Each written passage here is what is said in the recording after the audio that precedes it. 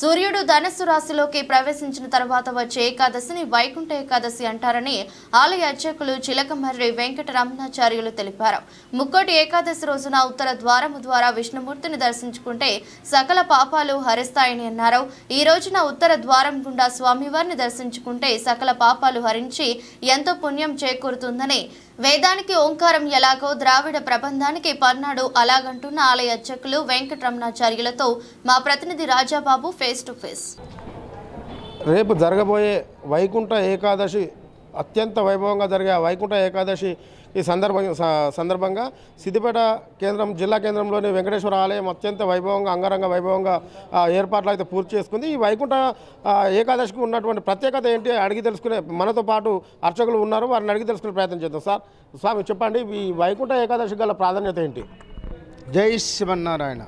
నీలాతుంగస్తనగిరితటి సుప్తముద్బోధ్య కృష్ణం పార్హార్త్యం సంస్కృతి శతశిర సిద్ధమధ్యాపయంతి స్వోచ్ఛిష్టాయాం సజనిగలితం యాబలాత్కృత్య భుంక్తే గోదా తస్యై నమ ఇదమిదం భూయయే వాస్తు భూయః.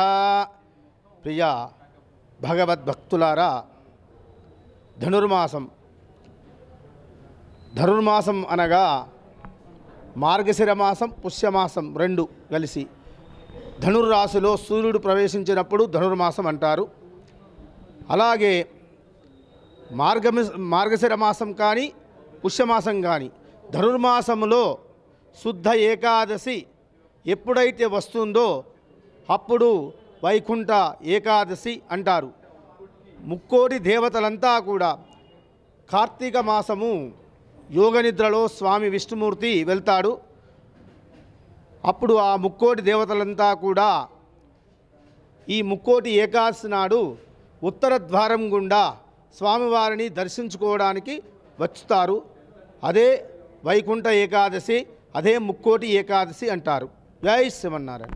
వైకుంఠ ఏకాదశి రోజు ప్రత్యేకంగా ఉత్తర ద్వార దర్శనం ఉండే ఎందుకు దర్శనం చేసుకోవాలి? అక్కడ నుండి దర్శనం చేసుకుంటే భక్తులకు ఎలాంటి అంటే వాళ్ళకు ఒక ఈ ఉత్తర ద్వార దర్శనం నుంచి దర్శనం చేసుకుంటే మాకు అంతా శుభం జరుగుతుందంట. అసలు ఏంటి దాని ప్రాశస్త్యం ఏంటి? అదే 4 మాసాలు చాతుర్మాస వ్రతము అని అంటారు. ఆ చాతుర్మాసంలో స్వామివారు యోగనిద్రలో ఉంటారు. ఆ తదుపరి స్వామివారు మేలుకున్నాక ఈ ముక్కోటి దేవతలంతా కూడా ఉత్తర ద్వారం గుండా విష్ణుమూర్తిని దర్శనం చేసుకోవడానికి వస్తారు. అదే ముక్కోటి ఏకాదశి. ఆ రోజున ఉత్తర ద్వారం గుండా స్వామివారిని, ఆ నారాయణమూర్తిని, శ్రీ వెంకటేశ్వర స్వామిని దర్శించుకుంటే మహాపుణ్యము, మోక్షదాయకము ఉంటుందని భక్తుల కోరిక, అదే నమ్మకం. జై శ్రీమన్నారాయణ. ఇది మొత్తానికైతే ఉత్తర దర్శనం ద్వారా స్వామివారిని దర్శించుకున్నట్టయితే సకల పాపాలు హరిస్తాయి. ఎందుకంటే ఆ రోజు ఉన్నటువంటి భక్తి దేవతలు వాళ్ళ నిద్రలో ఉన్న తర్వాత వారు స్వామివారిని దర్శించుకోవడానికి ఉత్తర ద్వారం నుండి దర్శనంకు వెళ్తారు.